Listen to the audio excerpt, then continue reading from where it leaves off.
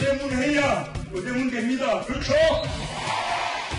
이제 부대문 하늘이 국정라도 투표, 땅이 국정라도 투표. 맞습니까? 대한민국 세탁기에 이렇게 1년만 돌리고 정부를 시작하겠습니다. 세탁기 들어갈 때 나왔습니다. 대선 승리 이끌 적임자 누굽니까?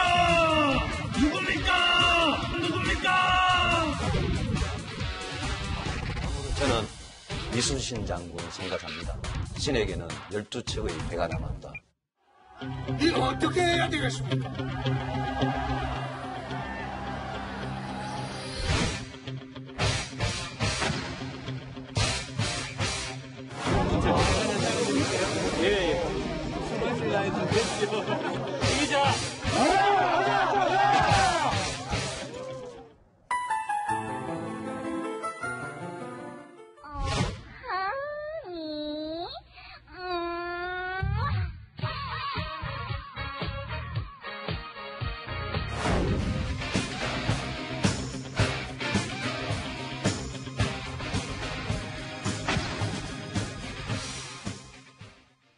네, 대선이 끝난 지 이제 4개월 정도 됐는데 아주 옛날처럼 느껴지네요. 자, 한 명 한 명 소개를 해드리도록 하겠습니다.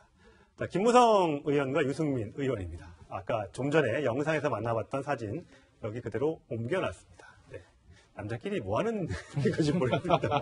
아, 술 먹고 좀 이런 거는 좀 안 했으면 좋겠습니다. 네. 뽀뽀는 했지만 제목은 이렇게 달아봤습니다. 뭐 지금 돌아가는 사정 잘 알고 있습니다. 이해운 대표의 이제 전 대표의 낙마로 과연 바른정당의 새 대표, 그러니까 비대위원장으로 누가 될 것인가. 이제 두 사람이 거론이 됐는데, 유승민 비대위원장 쪽으로 가는 것으로, 거의 좀 굳어지는 분위기였는데, 김무성 대표, 전 대표 측에서 조금 그 제동을 걸었다. 이런 얘기가 들립니다. 사실은 굉장히 선정적이거든요. 네. 선을 넘었잖아요. 네, 선 넘었죠. 우리가 상상하는 선을 넘어서 생각지 못한 일까지 할 수 있다는 걸 보여주는 거거든요. 네.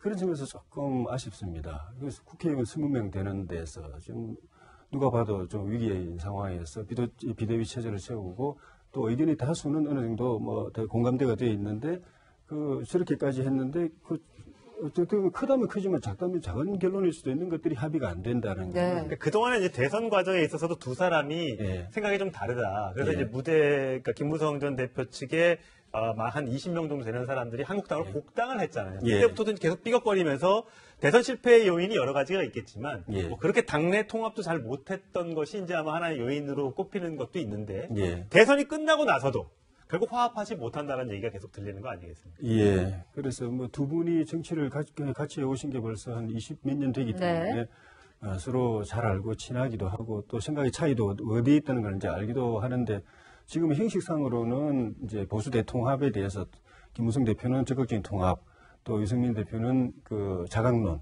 높아 보이는 유승민 의원이 이제 페이스북에 올린 글이 자신의 마음이다 이렇게 얘기를 했는데 죽음의 계곡을 건너겠다 이런 단어를 썼잖아요. 이게 결국은 자강론을 얘기하는 걸까요? 그러니까 본인이 일단 비대위원장직을 수락해서 지금 현재 사실 난파 위기에 있는 이해운 전 대표의 이 낙마 이후로 바른정당이 굉장히 지금 어려워진 건 사실이지 않습니까? 네. 어려워진 상황에서 보수 통합론을 주장하시는 분들이 있고 또 국민의당과 통합론 주장하시는 분도 있고 자강론 주장하시는 분들도 있고 당이 지금 20명의 의원으로 굉장히 이렇게 막 갈리고 있는 상황에서 이런 상황에서 어떻게든 본인이 이 사람들을 전부 다 통합을 해서 사실상 자강론을 주장하는 거죠. 이 당을 끌고 가 보겠다라는 것인데요. 네. 이제 문제는 일단 김무성 대표 어제 저렇게 조금 전에 말씀하셨던 것처럼 깜짝 놀랄 정도의 사진까지 연출하면서 우리는 절대 싸우지 않아요. 우리는 충분히 하나가 될 수 있어요라는 그런 모습을 보여주긴 했으나 김무성 대표는 마지막에 그런 얘기를 그냥 주호영 원내대표가 대행하면 되지 않나라는 얘기를 하셨다는 걸 보면 유승민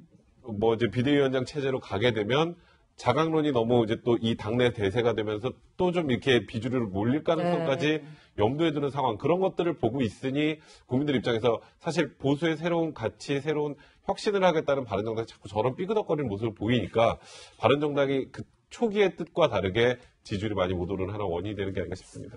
우리 입술 주면 그렇다 이렇게 얘기도 하는데 입술까지 서로 나눴는데 바로 그 다음 자리에서 바로 김무성 전 대표가 우리 이제 권한대행 체제가 나을 것 같다. 이렇게 얘기를 해버리면 네. 그러면은 바른정당은 앞으로 계속 가는 데 있어서 이렇게 서로 간에 화합이 안 된다는 걸 보여주는 거나 마찬가지잖아요.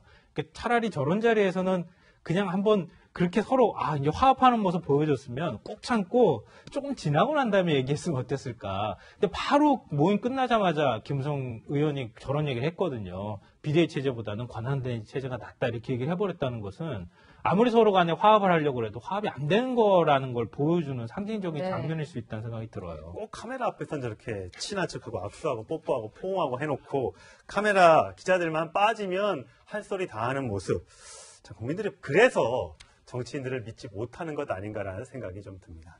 자, 다음 인물은 빨간 넥타이의 사나이 홍준표 자유한국당 대표입니다. 네, 빈손 복귀. 홍준표 대표가 이 소리를 들으면 좀 싫어할 수도 있겠습니다만 일단 장외투쟁 한 일주일 만에 접고 이제 국회 안에서 싸우겠다라고 하면서 복귀를 선언했습니다. 그러면서 이제 지난번에 집회를 주말에 했는데 우리가 엄청 많이 왔는데 이걸 또 추산을 안 해준다고 해서 쓴소리를 또 경찰 쪽에 했다면서요? 예, 홍 대표가 경찰하고 언론을 싸잡아서 비판을 했는데요. 지난주 금요일 날에 그 장애 집회를 금요일 날에 코엑스에서 했습니다. 네. 강남 코엑스에서 했는데, 홍준표 대표 주장으로는 10만 명이 모였다. 근데 그럼에도 불구하고 경찰은 집회 인원을 추산하지도 않았고, 또 이렇게 많이 보였는데 언론은 다루지도 않았다. 네. 하면서 혀를 찼다라고 하는 이제 그런 보도가 있었습니다. 근데 과거에 한참 그 촛불 집회 많이 있었을 때 반대쪽에서 아니 그만큼 모이지 않았는데 무슨 100만이냐 80만이냐 이렇게 발끈한 적도 있었고 또 본인들이 또 반대 집회 이제 그 탄핵 반대 집회하면서 또 숫자를 또 부풀리기도 했었고 그래서 그 다음부터는 발표하지 말자 괜히 이게 무슨 숫자 갖고 새노름하는 것도 아니고 그랬던 거 아니에요? 그러니까 홍준표 대표도 다 아실 거예요 그거. 그때 어쨌건 대선 준비하면서 그 당의 중심에 있었는데 이런 내용을 모를 리가 없는데 홍준표 대표가 이런 말씀을 하시는 건 지금 정권이 경찰까지 다 통제하고 언론도 다 통제해서 우리가 이렇게 많이 모였는데 이거를 언론도 안 오고 경찰도 우리 세주지도 않았다. 그러니까 우리는 정권에 탄압당하고 있고 정권이 지금 모든 걸 장악하고 있다. 이 얘기를 하시고 싶은 건데요. 사실 이거 어차피 뉴스로 나가서 다 압니다. 국민들이. 왜냐하면 말씀하셨던 것처럼 촛불 집회와 태극기 집회가 굉장히 격렬하게 사실 소위 숫자 경쟁을 했던 그런 시점이 좀 있었습니다. 말씀하셨던 것처럼 이만큼 하는데 이만큼 부풀리기도 했었고 이만큼 온 걸 어떻게든 축소해 보려고 하는 쪽도 있었고 그러다 보니까 경찰이 어떻게든 경찰 추산 몇 명을 얘기하면 반대쪽에서 난리가 나는 거예요. 예. 그쪽에서도 왜 우리 이렇게 조금 모였다고 하느냐고 또 난리가 나고 그러다 보니까 이거는 경찰이 빠지는 게 낫겠다. 이거는 몇 명이 모였다는 건 우리가 굳이 추산할 필요가 없겠다. 다만 100명, 200명 이렇게 소규모로 모이는 것 정도는 딱 눈으로 보이잖아요. 그 정도는 얘기를 하지만 좀 대규모 집회 같은 경우에는 우리는 앞으로 추산하지 않겠다라고 하고 안 하는 건데 홍준표 대표가 제가 아까 말씀드렸던 것처럼 저걸 몰라서 저런 얘기를 하셨을 것 같지는 않고 다분히 의도적인 그런 저 말에 대한 의도가 분명히 있다는 생각이 듭니다. 네, 홍준표 대표 오늘 같은 경우는 이 북핵 위기를 막기 위해서 전술핵 배치를 위한 1000만 서명을 받겠다 이런 얘기를 하기도 했습니다. 오늘 아침 얘기 함께 들어보시겠습니다. 우리 당이 내 나라 내 국민을 지킨다는 그런 각오로 앞으로 1000만 전술핵 재배치 서명운동과 전술핵 재배치 외교에 나설 것을 오늘 천명을 합니다. 핵을 쥐고서 핵을 억제한 나라가 없듯이 핵 무장 논란으로 더 이상 정치 외교적 해결 의지가 없는 듯이 사회적으로 보이는 것은 바람직하지 않다 할 것입니다. 한반도 자체가 핵으로 오염될 그런 위기에 처해 있는 것입니다. 대한민국으로서는 정치 외교적 해결을 더욱더 노력해 나가야 할 것입니다. 전술핵 재배치 문제가 정치권에 이제 뜨거운 화두로 올랐습니다. 홍준표 대표는 서명운동을 하겠다, 1000만 서명을 받겠다라고 했고, 추미애 대표는 계속해서 정치 외교적 해결, 그리고 대화를 계속 거듭해서 주장하고 있습니다. 과연, 물론 더 양쪽의 논리가 다 이해가 되는 부분은 있습니다만 어느 쪽으로 결론이 날지 지금 우리나라에서 전술핵 재배치를 요구했다라는 보도가 나오니까 또 미국에서도 또 해야 된다라는 라는 또 강경론자들이 또 득세를 하고 있어서 만약에 진짜 대한민국 전쟁이 난다면 우리나라가 다 피해를 보는 것인데 이 핵 문제 때문에 혹시라도 많은 국민들이 불안에 떠는 일은 좀 없어야 될 것 같습니다. 자, 이 문제는 조금 더 나중에 깊숙이 좀 토론을 좀 해보도록 하고요. 오늘은 대선 후보들이 다시 돌아오고 있다는 얘기를 드렸으니까 짧게 좀 전달을 해드리겠습니다. 자, 안철수 대표가 술을 마시고 있습니다. 원래 술을 안 마셨는데 술을 마시기 시작했습니다. 자, 폭탄주 마시며. 네, 폭탄주 마시는 장면 한번 보시겠습니다. 제가 하나 따라드릴까요? 예. 지금 술 마실 나이 좀 됐지요. 이 기자! 한 잔 정도라고 해도 그래도 제 진정성 전달을 할 수 있었던 것 같습니다. 자, 김평론님. 술은 잘 안 마셨는데 술을 모르겠습니다. 저는 술 잘 못하는데 술을 잘하게 되면 스킨십이 늘어나게 되고 사람들과 더 친해질 수 있는 건가요?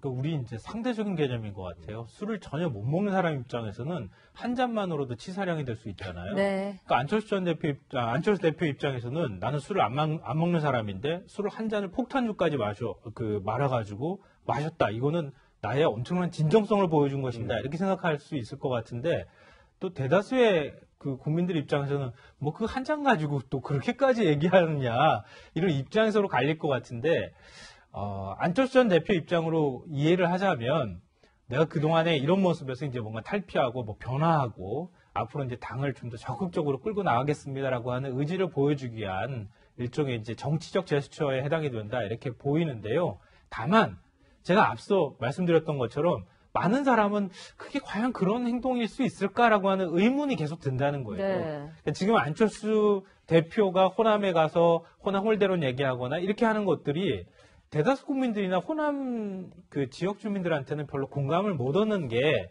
바로 폭탄주 보여주는 모습에서도 똑같이 그대로 투영돼서 나타나고 있는 것은 아닐까 이런 생각이 들어요. 근데 이제 술이라는 거에 대한 상징이 있잖아요.